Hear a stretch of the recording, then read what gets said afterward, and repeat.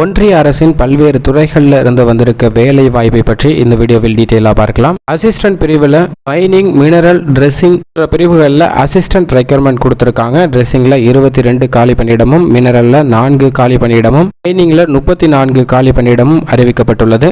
Youth ஆஃபீஸரில் 7 காலி பணியிடமும் அறிவிக்கப்பட்டிருக்கு. ஒவ்வொரு பணியிடத்திற்கு ஏற்றவாறு 30 வயதிலிருந்து 35 வயதிற்குள் இருப்பவர்கள் விண்ணப்பிக்கலாம். கல்வி தகுதியை பொறுத்த வரைக்கும் ஏதாவது ஒரு முதுநிலை பட்டம், மைனிங் இன்ஜினியரை பொறுத்த வரைக்கும் BE, BTech பட்டம் பெற்று 2 வருட அனுபவம் பெற்றிருக்க வேண்டும். மற்ற பிரிவுகளுக்கு ஏதாவது ஒரு முதுநிலை பாடப்பிரிவில் பட்டம் பெற்று 2-3 வருட அனுபவம் பெற்றவர்களாக இருக்க வேண்டும் அப்படிங்கிறத குறிப்பிட்டுள்ளனர். சம்பளத்தை பொறுத்த வரைக்கும் 7th பே கமிஷன் அடிப்படையில் சம்பளமானது வழங்கப்படும் அப்படிங்கிறத குறிப்பிட்டிருக்காங்க.